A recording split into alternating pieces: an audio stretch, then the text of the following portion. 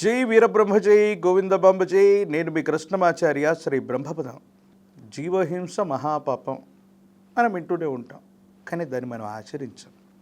జీవులని జంతువుల్ని హింసించటం వల్ల, పోనీ గత జన్మలో జంతు హింస వల్ల ఈ జన్మలో కూడా ఆ పాపం వస్తుందా? జంతువుల్ని హింసించిన, మూగ ప్రాణుల్ని హింసించిన, మూగ జీవిని దేవతామూర్తులకి బలి ఇస్తున్నామన్నటువంటి నెపం చేత వాటి ప్రాణత్యాగం చేసిన, అంటే నోరు లేనటువంటి మూగ జీవుల్ని హింసించిన, వాటిని చంపిన, ఇది పాపం అని మనందరికీ తెలుసు. అసలు దీనివల్ల ఏమవుతుంది, మన జీవితంలో ఏం జరుగుతుంది? జీవహింస కూడా మహాపాపం. అది ఎప్పుడు అనుభవిస్తాం? కమింగ్ టు ద పాయింట్, జ్యోతిషాస్త్రంలో ఈ విచిత్రవంతమైనటువంటి దోషాలకి కారణమైనటువంటి వాడు కేతువు. ఎవరి జాతకంలోనైనా కేతువు సరిగ్గా లేకపోతే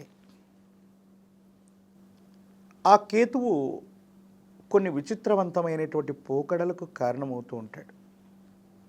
రకరకాలైనటువంటి పెంపుడు జంతువుల పేర్లతో, ఎక్కడో అరణ్యంలో ఉండాల్సినటువంటి పాములు, ఎక్కడో ఉండవలసినటువంటి చిలుకలు, రకరకాలైనటువంటి మూగ ప్రాణుల్ని తీసుకొచ్చి ఒక దగ్గర బంధించి ఉంచటం.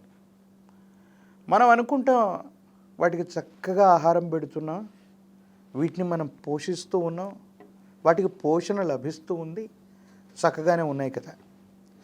కానీ అవి ఉండవలసినటువంటి ఆవాసంలో కాకుండా జనారణ్యంలోనో మన ఇంట్లోనో ఒక్క చోట మూగ ప్రాణుల్ని బంధించి ఉంచటం వల్ల విపరీతమైనటువంటి పాపం కలిగే అవకాశం ఉంది. రామాయణంలో కూడా ప్రక్షిప్తమైనా కాకపోయినా ఓ కథను మనం తెలుసుకుంటాం. 2 రామచిలుకలు ఉంటాయి. ఒక్క రామచిలుకకి మాత్రం, లేదా ఒక చిలుకకి మాత్రం అద్భుతమైనటువంటి భూత భవిత వర్ధమానాల్ని తెలియజేసేటువంటి శక్తిని కలిగి ఉంటుంది. దాని భర్త అయినటువంటి మరో చిలుక, ఈ 2 కూడా అలా వెళుతూ జనకుడి యొక్క రాజ్యంలోని ఒక సుందరమైనటువంటి ఉద్యానవనంలోకి వెళ్ళి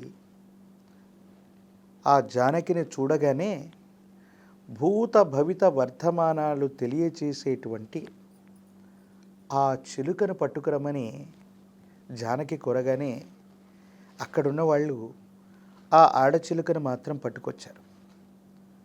మగచిలుక ఆడచిలుక లేకపోయినటువంటి తరుణాన్ని ఊహించలేక అది ప్రాణత్యాగం చేసిందని, భార్యాభర్తల మధ్య ఈ విధమైనటువంటి బంధానికి దూరం అవ్వటానికి కారణమైనటువంటి జానకి యొక్క జీవితంలో కూడా, అంటే సీత యొక్క జీవితంలో కూడా, భార్యాభర్తల బంధంలో కూడా ఇబ్బందులు ఏర్పడటం, దూరంగా ఉండాల్సినటువంటి పరిస్థితి ఏర్పడటం, ఈ సంఘటనలన్నీ కూడా జరిగాయని మనం ఎక్కడో వింటూ ఉంటాం.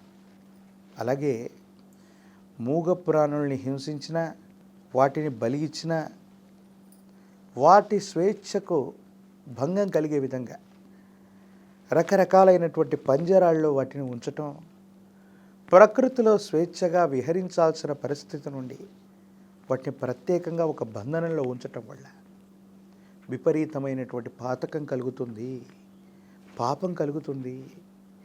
దేవతలకు మనం జంతు బలులు ఇవ్వటం వల్ల మంచి జరుగుతుందన్న ఉద్దేశం చేత కొన్ని రకాలైన జంతువులు, ఆవులవ్వచ్చు, శునకములవ్వచ్చు, సర్పములవ్వచ్చు, మర్కటములుగా చెబుతున్నటువంటి కోతులవ్వచ్చు, కొన్ని రకాలైనటువంటి జంతువులు తెలిసో తెలియకో మన వల్ల వధించటం వల్ల, ప్రమాదం వల్ల కానీ వేరే కారణం వల్ల కానీ మనం ఆ జంతువుల్ని వధించటం వల్ల తీవ్రమైనటువంటి పాపం వస్తుంది. ఇది జన్మాంతరాలకు కూడా తీరేటువంటి అవకాశం ఉండదు. శరీరంలో విచిత్రవంతమైనటువంటి చర్మ వ్యాధులు రావటం, శరీరం మొత్తం కూడా చీము రక్తం కారుతున్నటువంటి విచిత్రమైనటువంటి ఇబ్బందికరమైనటువంటి వ్యాధి రావటం, అంతు చిక్కనటువంటి వ్యాధుల చేత దుర్గంధ భూయిష్టమైనటువంటి శరీరాన్ని కలిగి ఉండటం, శరీరంలో ఏదైనా ఒక నవరంధ్రాల్లో ఒక రంధ్రం నుండి కానీ చర్మరంధ్రాల నుంచి కానీ దుర్వాసనతో కూడినటువంటి స్రావం రావటం మహాపాపం పాతకం చేయటం వల్లే జరుగుతుంది.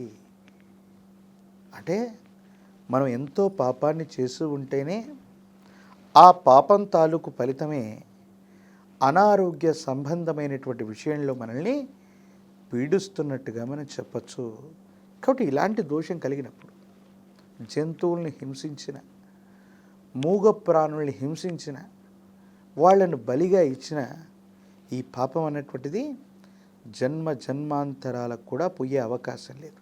కాబట్టి పక్షులకి ఏవైనా ధాన్యపు గింజల్ని దానగా వేయటం, ప్రకృతిలో స్వేచ్ఛగా విహరిస్తున్నటువంటి వాటి కోసం పళ్ళు, కాయలు, కూరగాయలు లేదా చెట్లను విశేషంగా పెంచి అలాగ వదిలిపెట్టడం, పక్షులు స్వేచ్ఛగా వాటిని ఆహారం తీసుకోవటం, శునకాలకు ఆహారం అందించటం, గోశాలలకు వెళ్ళి గోవులకి స్వయంగా ఆహారాన్ని ఇవ్వటం, ఇలా చేయటం వల్ల ఆ పాపం నుంచి, పాతకాలం నుంచి బయటపడతాం.